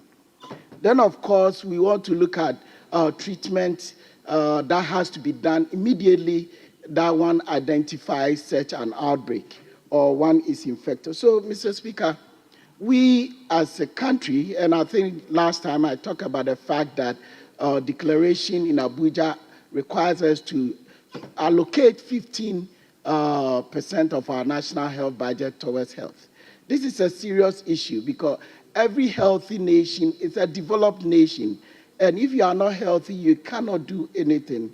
And as such, we have to have some consequential orders to make sure that enough funds are being allocated to this outbreak. Not only meningitis, but all other health issues, epidemics that we are expecting to experience within the year. Thank you, Mr. Speaker.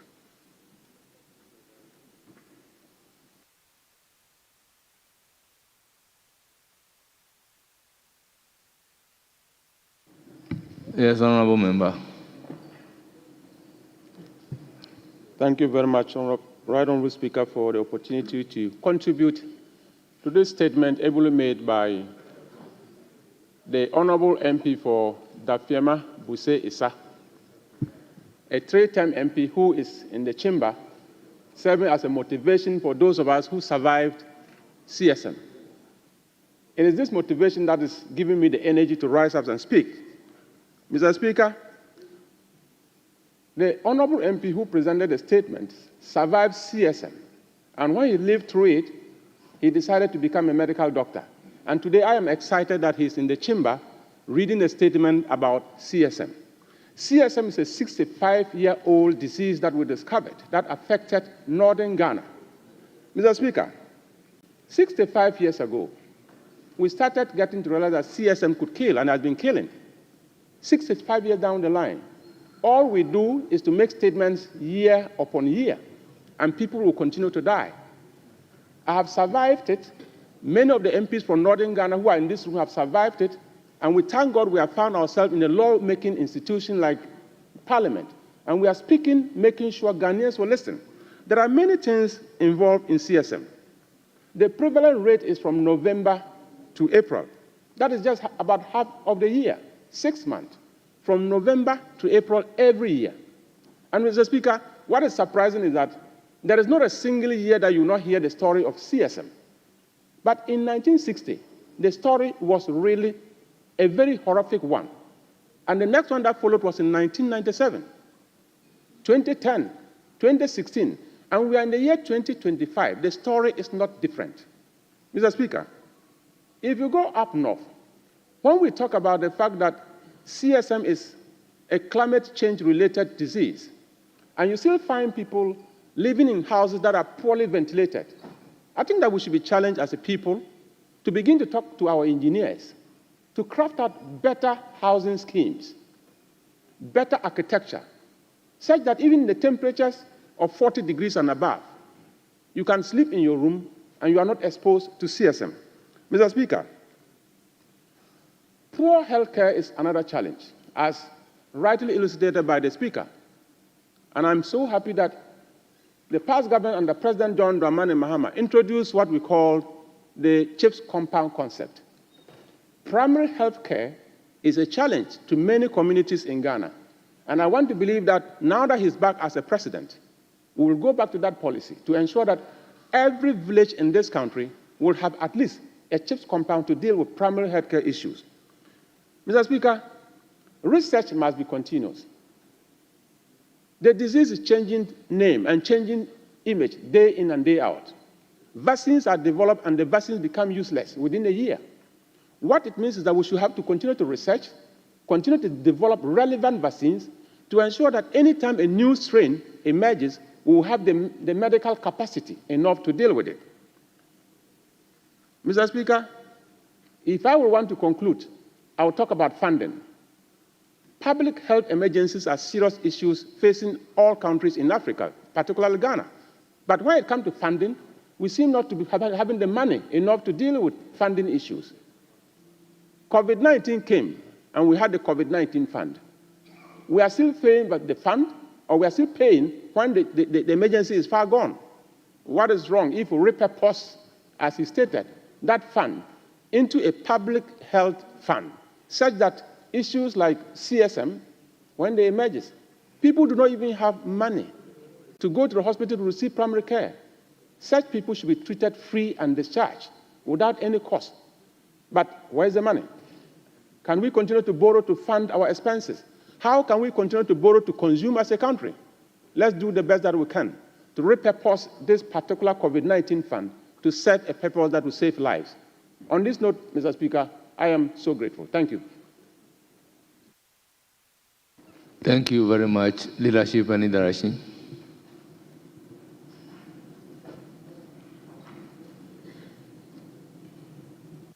Speaker, I'm grateful. Let me commend the maker of the statement who, as I listen to colleagues, he's a proud survivor of CSM. I'm very proud about that. Doug, we are grateful and we doff our cap to you. So in this time and age, it's quite surprising that this is coming to us as a nation. We are all aware pronouncement, resolutions taken by the WHO on such basic diseases that have been affecting the world, the globe. The global public health template that Ghana has signed on to. I am saddened that we've lost 14 lives or so, as the maker of the statement intimated to.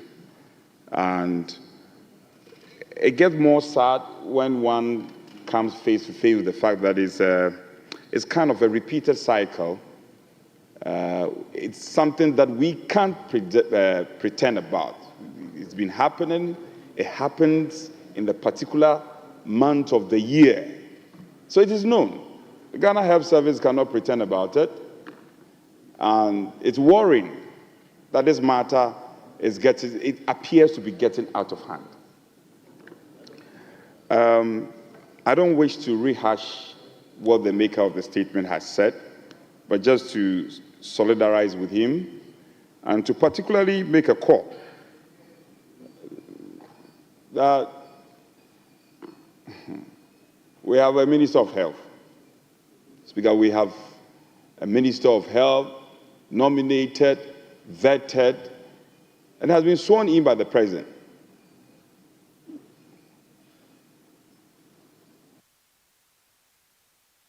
I'm reliably informed the Minister... I think the Minister designate is yet to be sworn in. Is yet to be sworn in. All right. Be it as it's made, we still have the Ghana Health Service Obama came to these shores of this country and told us that we must make institutions work in this country.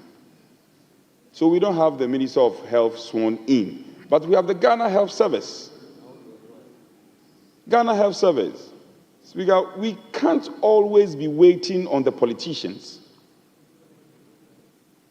And oftentimes we lazily put the blame at the politicians. We have dedicated public service, public health service, people who are paid by the taxpayers' money. And it cannot be a case. I would have zeroed in on the minister, but to the extent that he has not been sworn in, I want to be fair to him. Because there must be a way that the Ghana Health Service should come and explain to us. Is it the case that we are lacking vaccines? Is it the case that they never knew about this? They are sleeping on the job? What is happening? They must come and give us some reasons. And we can make the argument that, well, we should wait for the minister to be sworn in, but I would differ. The leadership of the Ghana Health Service should come and tell us why this matter is as where it is. In this time and age, we can't be allowing such basic ailment to be taking lives. It's because, interestingly, Upper East share borders with Upper West. And if you are not careful, it will result into a calamity. So I want to humbly suggest that, because earlier on I had prayed you. I don't know if this prayer will find favor with you. In the face of the fact that we don't have a minister sworn in, can we invite the Ghana Health Service? If for nothing at all, they should. This is an ailment that is taking the lives of people, innocent Ghanaians. And that part of the world, statistics have shown that poverty is so pronounced there. So they may not even have the wherewithal to procure the vaccines. So necessarily, the Ghana Health Service must go to the aid of the poor people at the Upper West. Otherwise, the matter will get out of hand. Speaker, to that end, I want to pray you that you allow or you direct the Ghana Health Service to come and brief this House, i.e. Committee of the Whole, because we don't have our committees. I would have said that the Health Committee should meet with them and probably do a small report to us. They should come and tell Parliament at the Committee of the Whole what is the case. Are they atop the situation? Why is it that this matter is something that they know is a seasonal matter? It happens particular months of the year. Is it the case that we slept or we lack vaccines? What is the issues? So that this House can exert our powers and ensure we bring some control to this. I am very saddened. I'm totally saddened that lives have been lost as a result of this, and something has to be done. The honourable member you can see sadness all over him. Let's go to his aid. You are sad, I can see it. We should go to his aid. This House must go to his aid. We must invite the Ghana Health Service to do the needful. I thank you. Thank you very much. Majority Whip. Speaker, may I, with your leave, yield my time to Dr. Bayu? Very well. Thank you. Doc. Thank you very much, Right Honourable Speaker. Thank you to my leader for yielding to me. And I want to commend the maker of the statement and the earlier contributors to the statement. My constituency, Lambuse, is also affected. We fall within the meningitis belt, and in Africa, it moves all the way from Senegal to Ethiopia. So several countries, as has been mentioned earlier, are affected. Mr. Speaker, I just want to draw the attention of my colleague doctors to the fact that the dominant causative organism for this current outbreak appeared to be strep pneumoniae, that's Streptococcus pneumoniae. And this organism is slightly different from the Neisseria meningitidis that has always been the cause of this condition. The difference in this also affects the clinical spectrum. Earlier speakers alluded to the presentation of neck stiffness, hearing loss, fever, but this organism has an atypical presentation. So if you are waiting, if clinicians are waiting to see these symptoms, unfortunately, they may pick it up very late. And unfortunately, this strain is also very, very virulent and quite fatal. Unlike the common organism that we know that will present with the early symptoms and doesn't kill as much, the strep pneumoniae appear to be very fatal. Good news is that it doesn't spread as rapidly as the earlier organism I mentioned. It is therefore important that clinicians are aware of these differences, and people in the affected areas must report early. There is effective therapy for it, treatment for it, and when the appropriate antibiotic is given, people can be cured. But if not given early, then the long-term effects of cognitive problems, nerve problems, deformities, hearing loss will persist.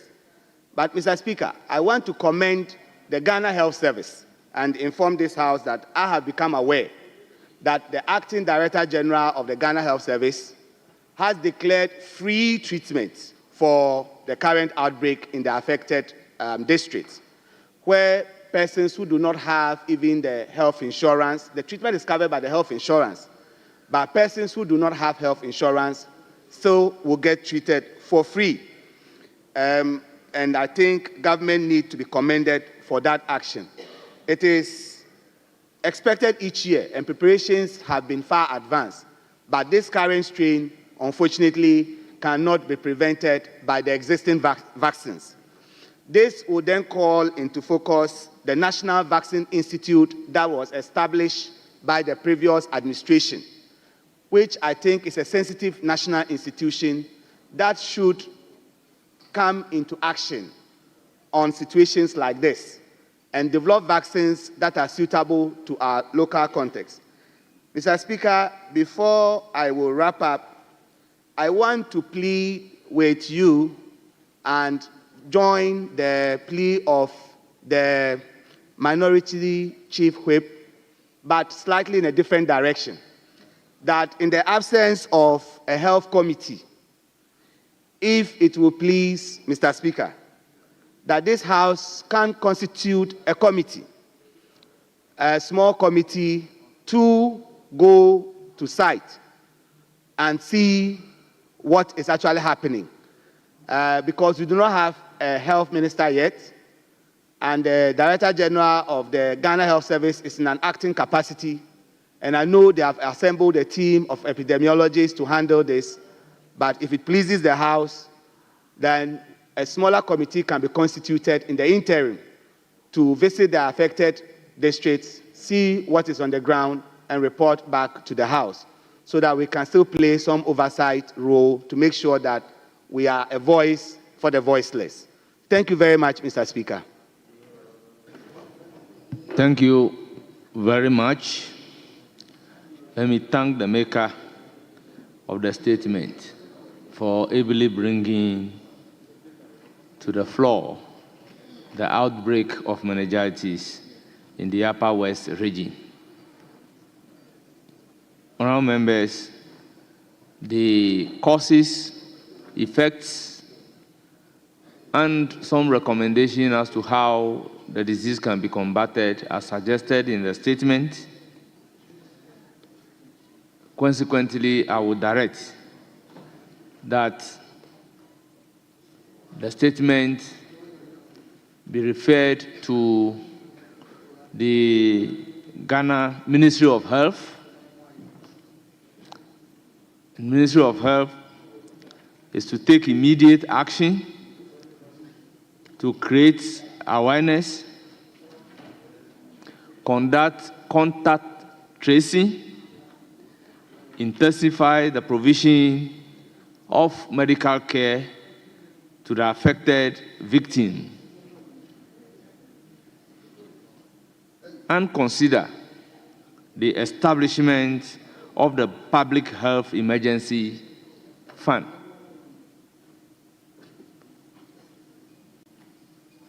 Honourable members, I so direct. Honourable members, we've come to the end of statement time. Any indication?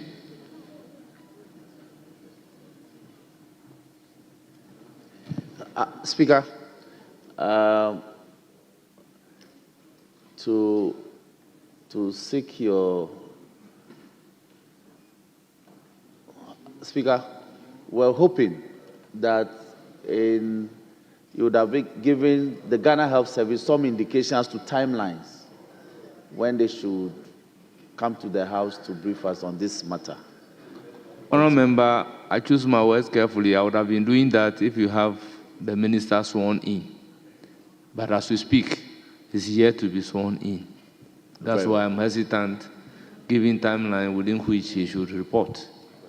So maybe there may be consequential directives after the minister responsible for health is sworn in. Very well, Mr. Speaker, we are guided. Mr. Speaker, in view of the fact that we've come to the end of statement time, we'll pray that we are entirely in your hands. We'll pray that we adjourn the House tomorrow. Remember, are you moving a motion? We haven't gone beyond 5 hours. Okay. Speaker, ordinarily, I would have agreed with my colleague. Safe to say that the second deputy, the Speaker, had admitted a statement in the name of the Honorable Dr. Stephen Amwa. Unfortunately, he couldn't transmit same to you. I just had a word with him, and he said he has sent his usher to bring a copy. Fortunately, I have a copy, so I've just minuted on it and forward same to you. Honourable Member, we'll do that tomorrow. Thank you.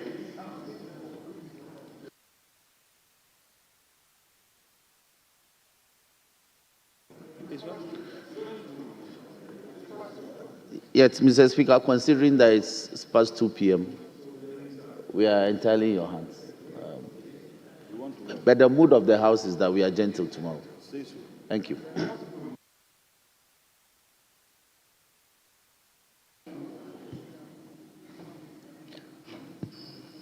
Honourable Minority Whip.